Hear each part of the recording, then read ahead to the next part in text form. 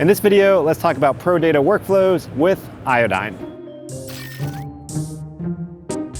Michael, good to see you. Good to see you too. Thanks for having us. Tell me what's been happening with Iodyne. All right, well, I'll start with the 50,000 foot view and then we'll dive in. So at Iodyne, we like to think about the edge as being part of your infrastructure, right? Like a lot of IP, a lot of content, a lot of creative work is done at the edge. And when you think about the difference between the edge and maybe your HQ, the edge things tend to get a little bit messy. And that's not because people are trying to do things wrong. That's not because there's not smart people doing amazing work. It's because at the edge, it's moving quickly. You need to optimize for the job that you're doing. And sometimes you don't get access to the bigger picture of what all the pieces are and how they fit together. And so in Iodyne, our approach is to think about how to bring that discipline, how to bring that organization, and how to bring that predictability and efficiency that you think of when you think about that infrastructure, that HQ data center out into the field. So by that I mean, look, you have InfoSec and you have security or InfoSec security teams, IT teams that have requirements and needs that you have to adhere to sometimes. If you're working on a big project, things need to be encrypted. And then you have people at the edge who are doing that work and using those tools. They need it to work for them. And so we are trying to find ways to build products that hits that intersection. So it's encrypted, it's high performance, it's stable, it's efficient, it's predictable, it's reliable, but it also is really easy to use. So that end user, no matter what they're doing, they're not thinking about, how do I optimize this? Where do I have to go to terminal and fix that? It's like, no, you plug it in, you unlock it, it does the thing, you take it home, right? So that's the 50,000 foot view of what we're up to, and that's like informing a lot of the products that we're building. So obviously, Pro Data is in the market today, multi-user, direct attached, and then at the show, we're announcing Pro Mini, which is the first solid-state cooled SSD. Calling it a smart drive, because why not, right? But the idea behind the Pro Mini is how do you bring all of those things into a mobile drive and keep the performance sustained and that usability at a very high level. So we solved the first problem inherent in all SSDs today, which is they get hot, and when they get hot, you have to drop power and they slow down. So in this world, you're doing terabytes of exchanges, it just doesn't work.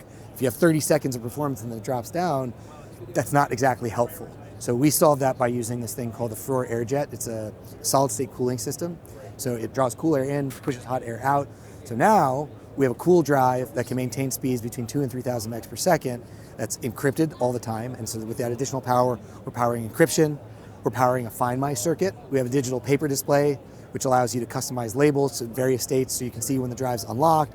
If the drive is missing, you have a lost label. And we have a lot of different things. We're taking some of that intelligence that you can't bring because you have power limitations to a drive. So now it's, I know where my drive is, I know who has access to that drive, I know when that drive was last accessed and used, and I also can see what the health and the telemetry of the drive looks like. So all those problems, like when you think about that closet full of hard drives that gives everybody anxiety, we're trying to make that go away with a drive that you can not only use for data ingest, but you can use it for playback, you can use it for previs, right? Like a lot of things that we were talking about a little bit earlier. Yeah.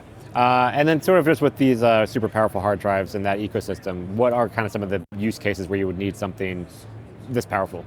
Yeah, so I mean, there's a lot, and we're the kind of company where we talk a lot to our customers and partners. Storage doesn't exist in a bubble. There are thousands of hardware and software companies, and so we're always looking at different permutations of workflow. And my plug here is, if you're thinking about this stuff, reach out to us, because we like having those conversations. We like laying out the workflow, looking at all the different tools that you're using, understanding what's working well and what's not.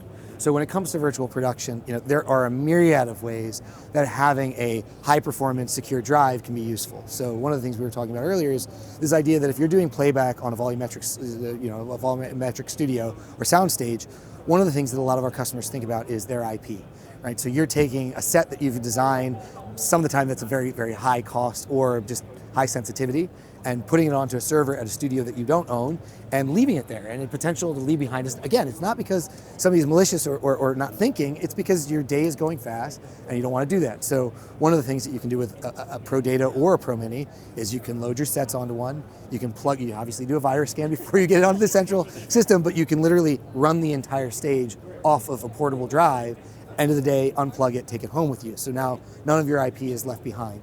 If we're thinking about more on the production side, if you're looking for a fast cache, if you're looking for things that you normally would have to bring a SAN in to do, which SANs are great and they work really well, but sometimes whether it's the physics, the power, or just limited people that you can bring in, it's just not practical. Now you can do a lot of that functionality on a drive that's the size of a laptop or the size of an iPhone.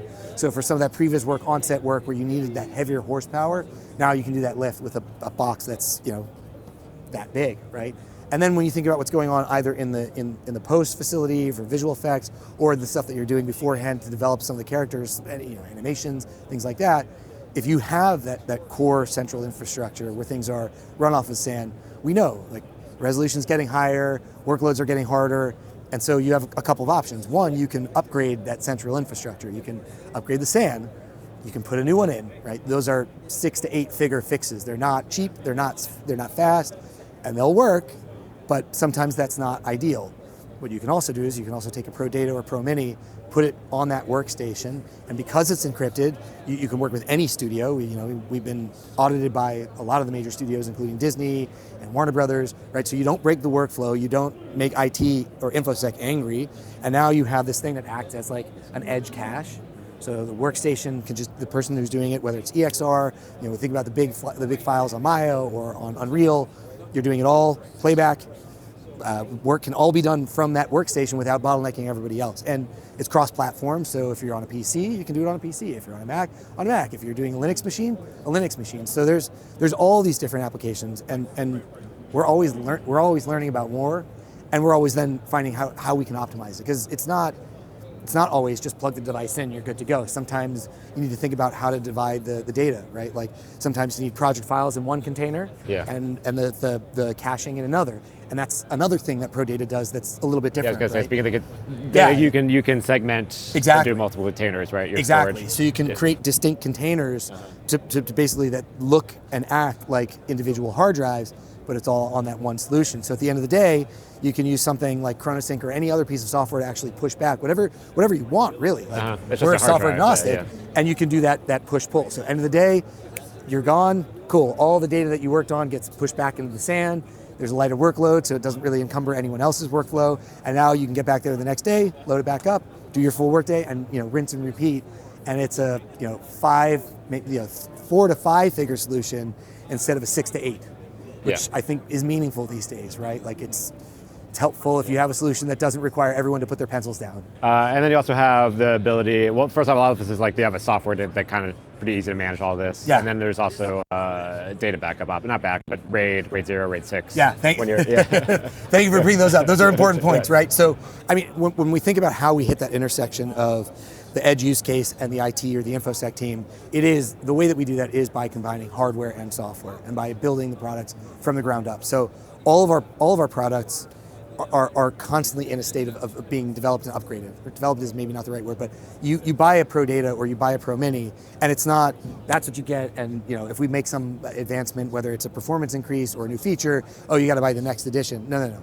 You buy it, and whenever a new feature comes along, or whenever a performance enhancement comes along, or an upgrade, you update your device, and you get that, right? That's because we own the hardware and the software stack. We can do things like that. So there's like constant back and forth with our customers and our partners.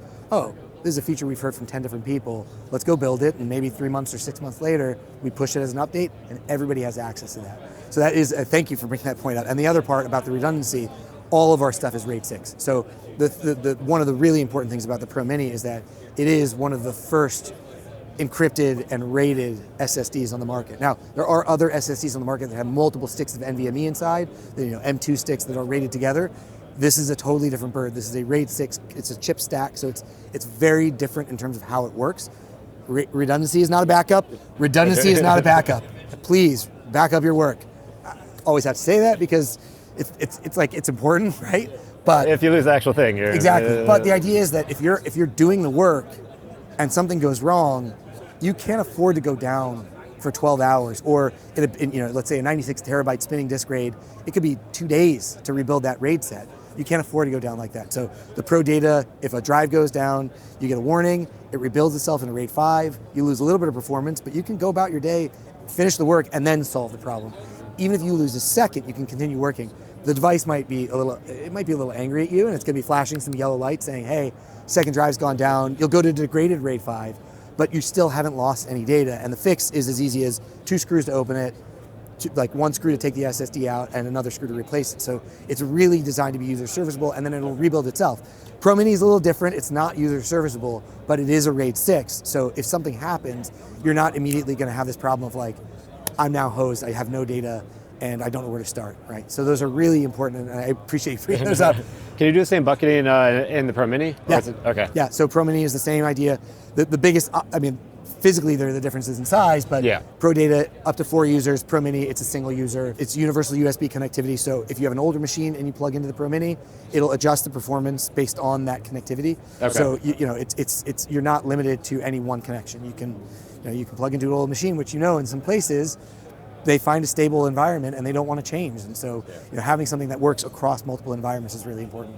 And then you get the weird edge cases. Well, they're not weird, but like the fun edge cases of like, we're right next to the Sphere, right? Like you have people who are doing production color and video for these spherical environments. They have to go finish in those environments, right? Like, do you want to bring a SAN or do you want to bring a Pro Data with you to go finish those things? And those systems are, name your flavor. There are many different systems that are out there, and be able to know that I have a device that I can build a container for each one of those systems is pretty, we think it's kind of compelling. Yeah, it's very flexible and what you could do, powerful. Yeah, that's the idea. Yeah, cool, awesome. Thanks so much for the update. Cool, thank you. Appreciate it.